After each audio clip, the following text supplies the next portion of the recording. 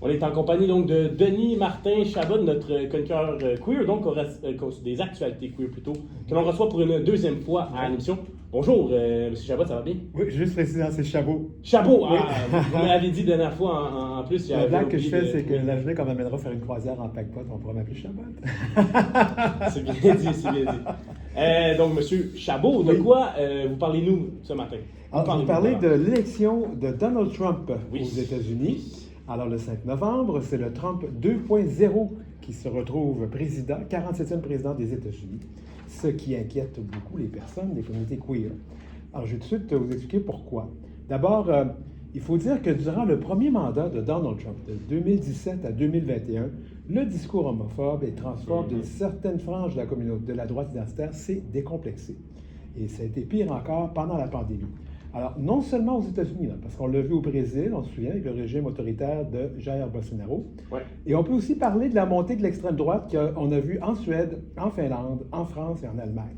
Et plus récemment en Italie, avec l'élection d'une présidente néo-fasciste autodéclarée. En France, je crois que c'est finalement pas la droite qui est rentrée. Mais c'est ça, elle n'a pas rentré, mais l'extrême droite a beaucoup d'influence en France. Tout à fait. Alors, peu importe qu'il soit au pouvoir ou pas, on se rend compte qu'il y a une montée de la droite, cette extrême droite qu'on dit aussi droite populiste ou droite autoritaire, remet en question à peu près toutes les avancées des mouvements progressistes et pointe du doigt les minorités pour tous les problèmes sociaux et économiques. Donc, on parle ici des immigrants, des personnes racisées et les personnes de la diversité sexuelle et de genre. Je vais juste faire une petite parenthèse. Oui. On a vu un peu ce qui s'est passé avec Arnaud Boisy.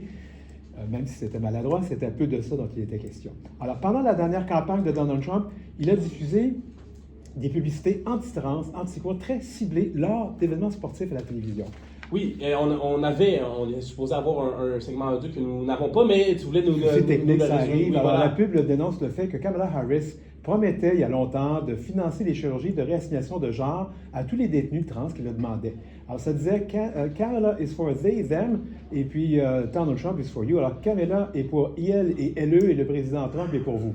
Donc, c'était un peu ça, là, la campagne de Donald Trump, c'était de rabaisser Kamala tout du long. Là. Oui. Alors, écoute, ça faisait partie de tous les slogans et ça a fonctionné. Là. PBS rapporte qu'entre le 7 et le 20 octobre, la campagne de Trump et les groupes pro-Trump ont dépassé environ 95 millions de dollars américains en publicité, dont 41% ciblaient les personnes transgenres.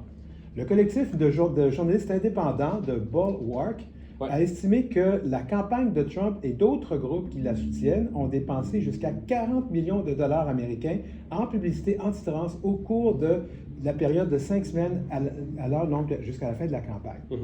Donald Trump a très régulièrement dénoncé les personnes trans, non-binaires et queer pendant ses rassemblements. Notamment, il parlait des athlètes transféminines à qui il veut interdire le droit de compétitionner avec ce qu'il appelle des femmes biologiques, c'est-à-dire des femmes qui sont assignées femmes à la naissance. Donc, on peut également comprendre que son élection a glacé le sang de beaucoup de personnes des communautés trans et queer. Puis, justement, c'était les insultes proférées, les messages discriminatoires, c'était quoi exactement qu'il disait? C'était toujours de remettre en question, en fait, je vais y arriver, c'est le wokisme, ce fameux wokisme qu'il dénonce. Parfait. Et évidemment, tu sais que ça va à l'encontre des bonnes valeurs américaines. Voilà. Alors, concrètement, là, ça veut dire que pour les personnes trans, elles ont beaucoup plus à craindre que les autres pour le moment. Juste pour vous faire une petite note, on vient d'annoncer, Trump vient d'annoncer son désigné là, pour le Pentagone, pour la direction de ce qu'on appelle l'armée, en fait, des forces américaines. Peter Hegseth, c'est un ancien commentateur de Fox News qui a écrit un livre qui s'appelle War on the Warriors, ou la guerre contre les guerriers, avec lequel il dénonce la féminisation et la wokifisation de la défense américaine.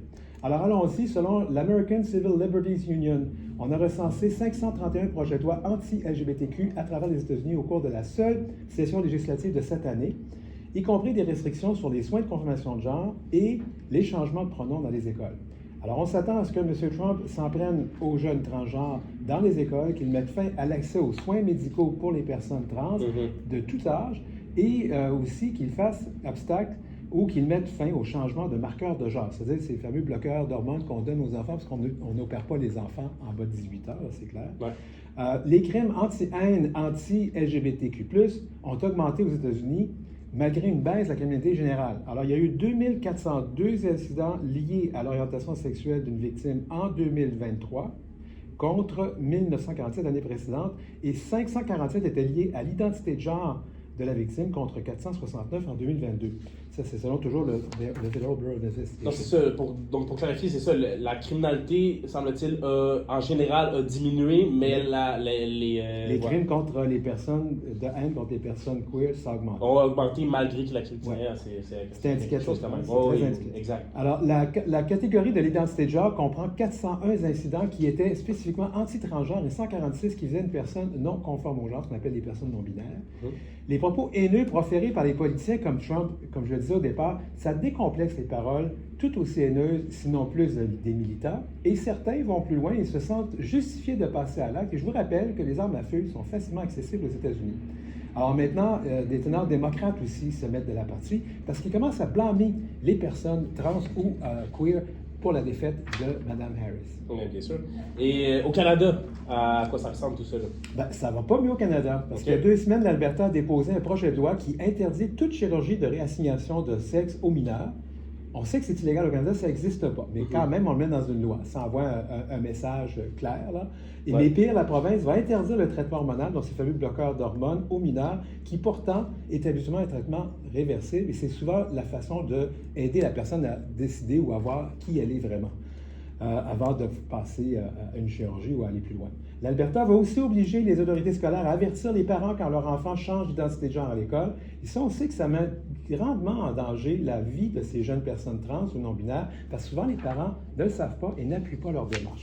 Et une loi semblable pour les écoles a été adoptée en Saskatchewan, qui a même invoqué la clause de dérogation de la Constitution pour forcer à ce que ça passe. C'est aussi le cas au Nouveau-Brunswick, mais là, il y a un gouvernement plus progressiste qui a été élu récemment, c'est à suivre.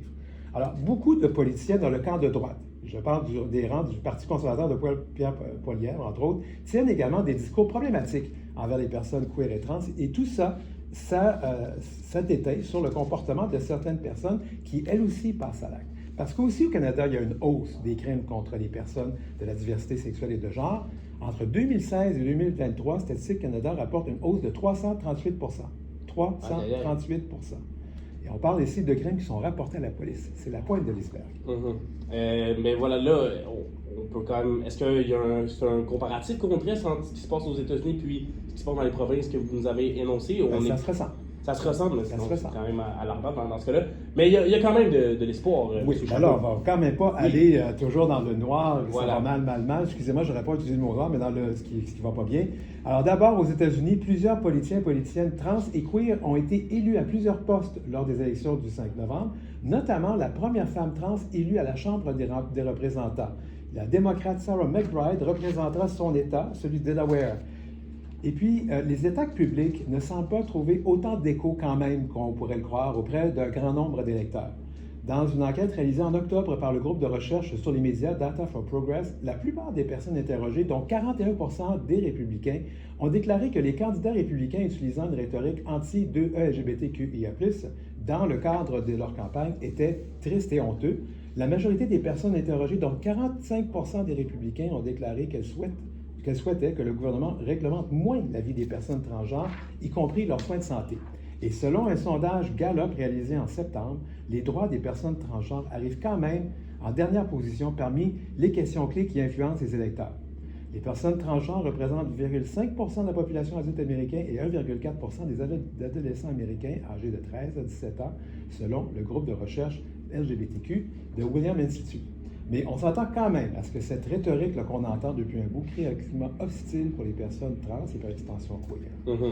Que peuvent faire les personnes trans ou queer qui se sentent menacées ou qui vivent mal ce climat hostile? Il y a des ressources. Il y a des mobilisations qui se font dans plusieurs organismes, mais je vais parler d'ici à Montréal. Oui. Il y a quand même, parce que oui, ça écho ici, puis on voit que les personnes vivent de l'angoisse.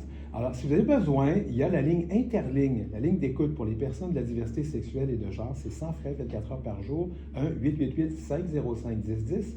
1-888-505-1010. Et puis, il y a l'aide aux trans du Québec, ATQ, c'est sans frais.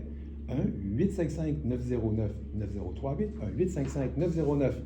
1-855-909-9038. Et puis, il y a la coalition des familles LGBT, c'est sur le web, on peut les trouver. Et puis, si votre vie est menacée, ben, il faut faire appel à la police. Ben oui, bien sûr, c'est la base. Puis là, je voulais revenir, avant de se laisser, je voulais revenir sur quelque chose.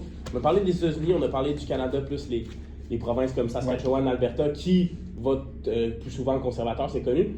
Au Québec, j'ai l'impression qu'on est peut-être un peu plus progressiste à ce niveau-là. C'est à voir, parce que quand on voit sur les réseaux sociaux, il y a quand même une certaine frange de la population qui est... En fait, cette frange de la population n'est pas majoritaire. C'est une minorité qui est bruyante. Mais ils ont pris le pouvoir dans certains États, dans certaines provinces aux États-Unis. Mais au Québec, il y a quand même eu des problèmes avec la désignation X, qui a pris beaucoup de temps au gouvernement pour se pencher là-dessus. Sur les permis de conduire? Oui, les permis de conduire et les cartes oui, d'assurance maladie, c'est réglé maintenant. Puis, il y a encore toujours ce comité des sages qui ne contient aucune personne des communautés trans qui doit décider de comment le gouvernement va gérer les demandes des groupes trans et non-binaires. Ça, c'est intéressant, le comité des sages. Vous pensez qu'il aurait dû avoir des personnes de la communauté? C'est ce que la communauté demande. Et puis, bon, c'est sûr que le gouvernement se défend en voulant de la neutralité. Ouais. Mais je dis toujours au gouvernement, ben, dans ce cas-là, vous ne devriez pas mettre de femmes sur les comités qui parlent des droits des femmes. Ben, c'est un argument. Vu comme ça. Eh bien, Monsieur Denis Martin Chabot, voilà, je l'ai vu cette fois-ci, donc chroniqueur, qui vient nous éduquer, nous éclairer sur cette discrimination qui peut faire peur dans certains États de l'Amérique du Nord. Donc, merci de nous en parler. Toujours un plaisir. Merci. Au plaisir.